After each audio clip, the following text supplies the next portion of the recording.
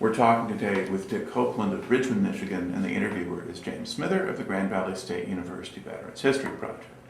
Okay, Dick, start us off with some background. Where and when were you born? I was born in Jackson, Michigan, September 17th, 1932. Okay, and did you grow up there or did you move around? No, I grew up in Grass Lake. I moved to Grass Lake, which is 10 miles east of Jackson, when I was 4 years old. Okay. And graduated from high school there. Okay. And out in Grass Lake? Okay. What was your family doing for a living then? Well, my parents had had a grocery store in Jackson and they lost it as part of the Depression. And they were starting over. My father worked for an oil and gas distributor in Jackson for a while. Then he eventually went to work in Grass Lake for a company that was doing war work afterwards. And then he eventually went to the school as a custodian, and then he went to work for the Evelyn Creamery, which was located in Grass Lake. Okay. And then did your mother just take care of the kids, or did she work out of the home? Outside Well, the home? she took care of the kids until the war came. And my next older brother, who was 12 years older than I am, had graduated in 1939 from Grass Lake.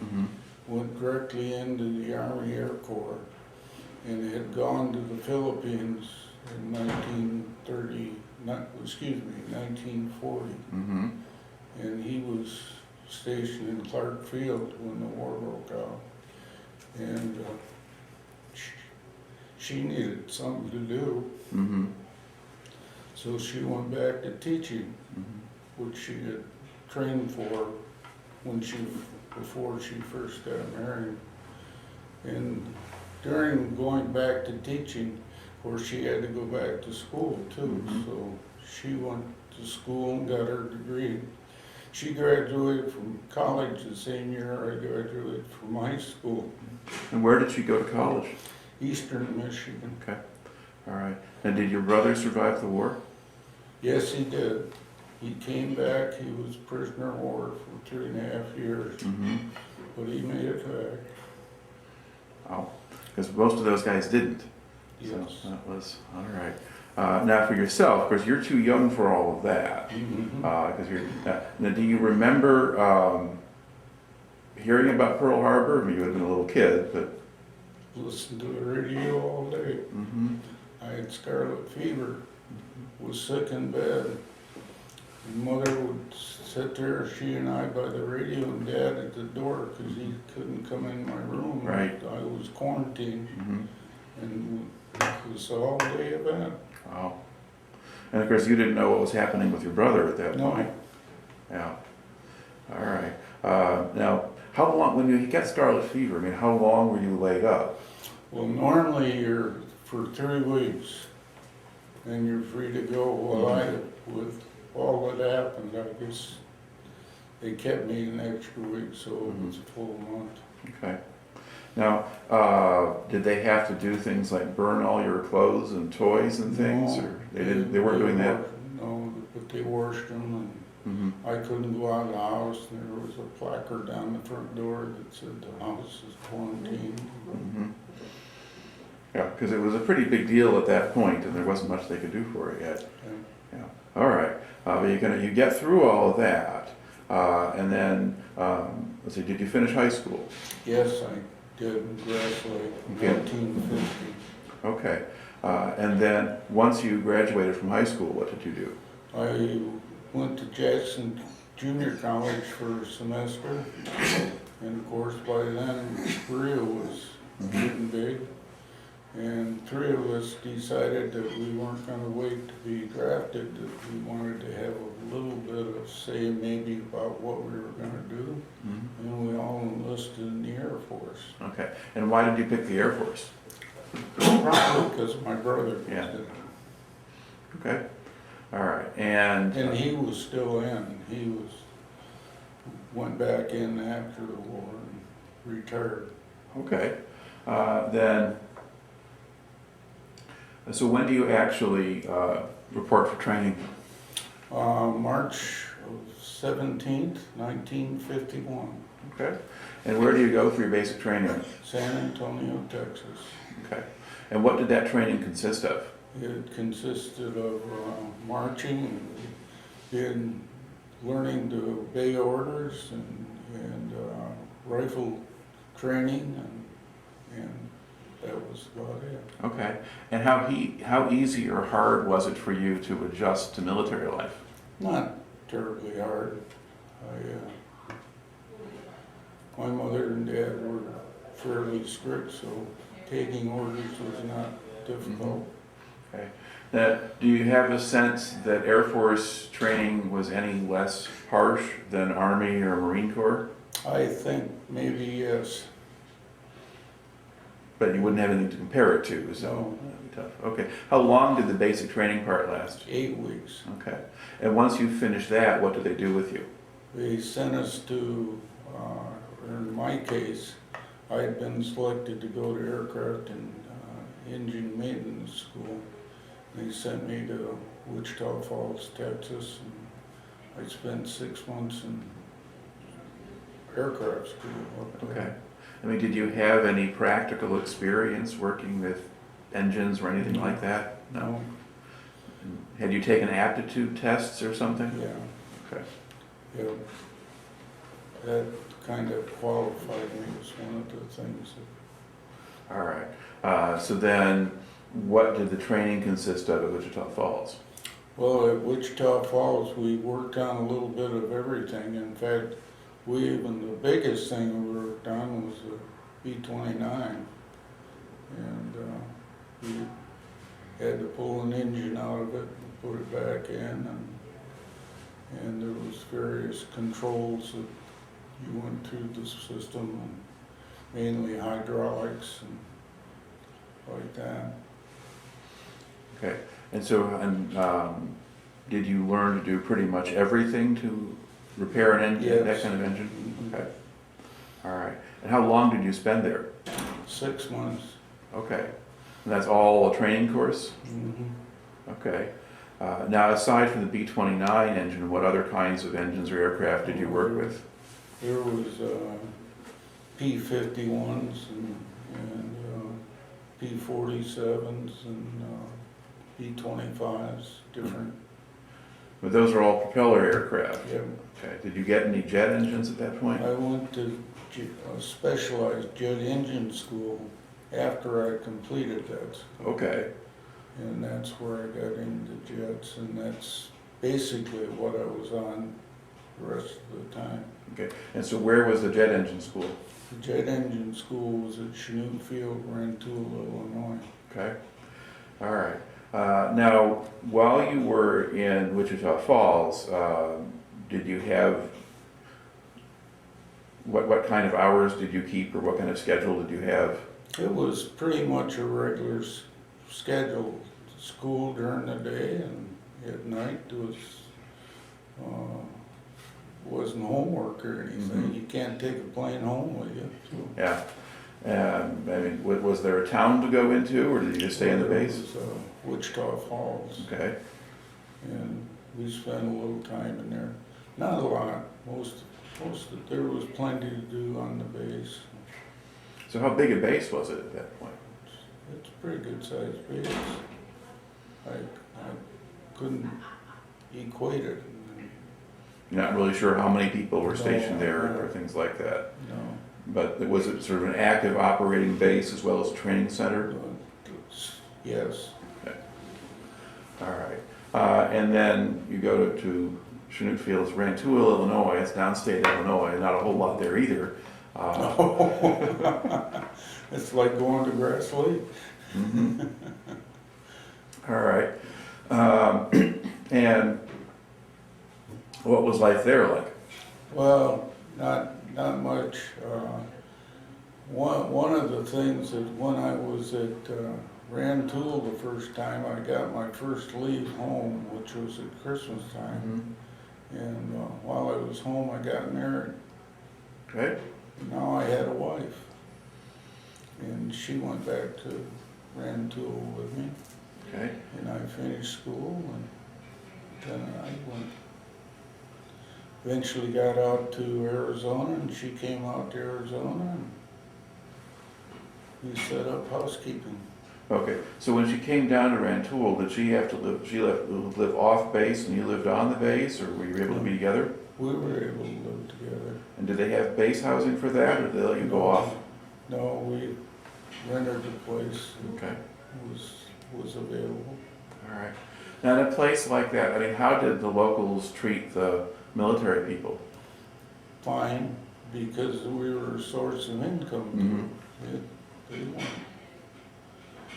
hostile or anything. Okay. They were glad to have us there. All right. So how long did you spend in Rantoul? Just 8 weeks, I think. Okay, so that was a short stay. Yeah. Because you'd already done most of it. So there wasn't, so what's new about jet engine training, I guess? What did you have to learn about that was different from what you already had? Well, it's specialized in the jet engines because they're really pretty simple. When you come right down to it, there isn't much to them. But they're pretty precise too.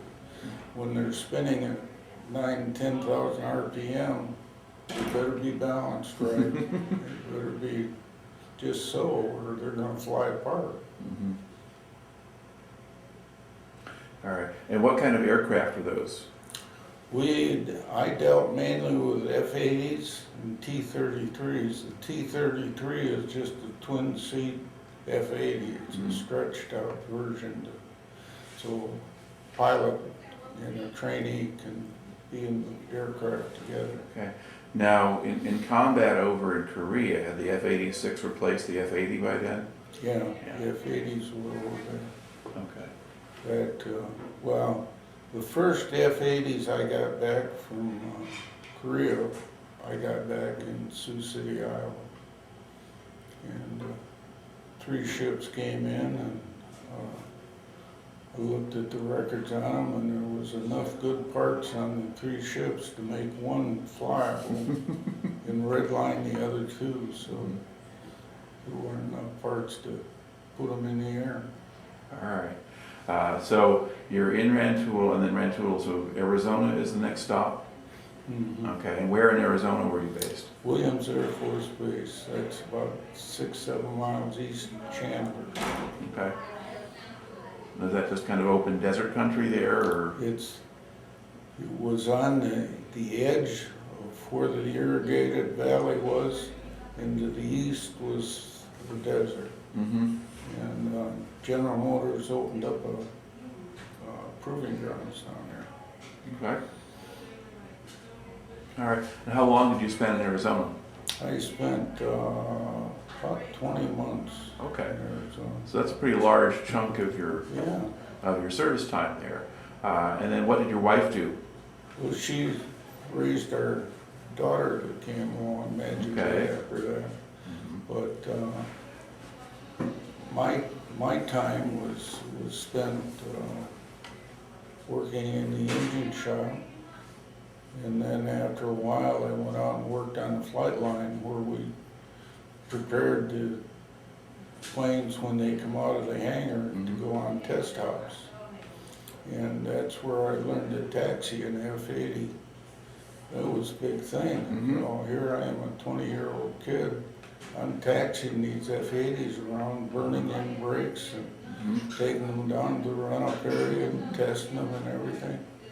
And I thought afterwards, what were they thinking of, letting a 20-year-old kid do that? But I guess there wasn't anything to crash into? no. Did you ever get to go up in any of these planes? I went up on a couple of test hops. The maintenance officer, I had become familiar with he and our CO because I flew from Arizona to Battle Creek, Michigan with them. Somebody had to put gas in the plane and stuff, and they took me along as a flunky because I lived close by. So, the maintenance officer would take you up when if you wanted to go. Mm-hmm. I mean, aside from the F-80, did you go up in any other aircraft, or Well, yeah, I went up in the T6 once. what's a T6? That's a old trainer. Right. It's a reciprocating engine, 2-seat aircraft. And it, noisy, shakes and shudders, but it was really old. Mm-hmm. They were probably put in service back in the 30s Mm-hmm. sometime. Yeah, because I remember World War II pilots talking about using those as trainers at some point. So, okay, all right. Now, while you're out there in Arizona and so forth, I mean, were you giving any thought to staying in the Air Force, or were you just going to do your 4 years and go out?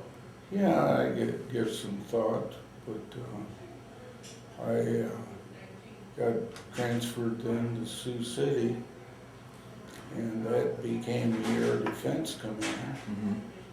And I went back to school to Chanute for 4 or 6 weeks schooling for test block training, engine test block. So it was a test cell. When the engines came out of the maintenance shop, we ran them, tested them, see if there were no leaks and no vibrations and what have you. Then we shipped them back to the bases that they came from, which was Duluth, Minnesota. One was our own base, one was Southfield, Illinois, and one was Kansas City, Missouri. Mm-hmm. And we had a couple of C-119s or C-82s that carried the engines back and forth.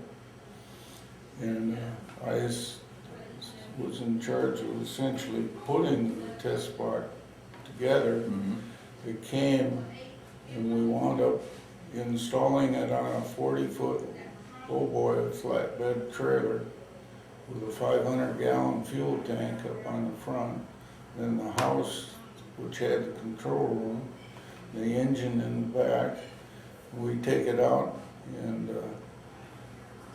pull it at the end of the taxiway or the end of the runway, chain it down, then we'd test the engine. Mm-hmm.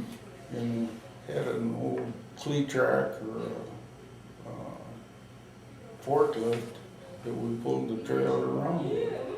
That was my duty assignment for almost the last 2 years. Okay. And that's in Iowa? In Iowa, Sioux yeah. City? Yeah, okay. All right, and so and you decided that 2 years of that was enough?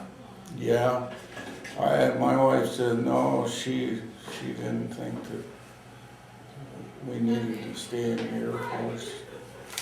And I wasn't that gung-ho on it. Okay.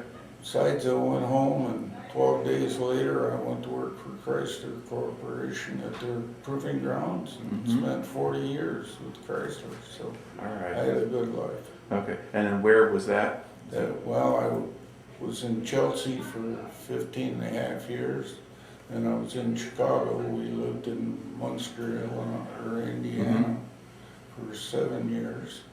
Then I went back to Southfield, Michigan, and spent the rest and retired in '94. All right. Okay. So what do you think you kind of took out of the Air Force service, or what did you learn from it? Oh, you learn to be, when you tell somebody you're gonna do something, just do it. It's a whole lot easier than trying to fool somebody, because they've heard it all. And I didn't have any real problems. It was the kind of life that I had been brought up and did. I guess to think back at the time in the service, are there particular events or incidents or people that kind of stand out in your memory? If you think back at the time you spent some of these different places, what do you think about? Well, when we were in Arizona, General Vandenberg was the head of the Air Force Command, and he used to fly in and out in his really fancy B-17 because his son was in pilot training at Williamsfield. And everybody used to get out and watch that shiny bird come in. But I don't know if there's anything really outstanding stood out. So it was kind of just a day job on some level. Yeah, yeah. All right. And it's a job I enjoy. And was that what helped you then get the job with Chrysler? Was you had all that Yes. practical engine experience? It was, very definitely. I started as a driver mechanic, was a test driver for a couple of years, and moved on to other things. All right. Well, thank you then for taking the time to share the story today. Well, thank you. Thank you, Jim. My pleasure.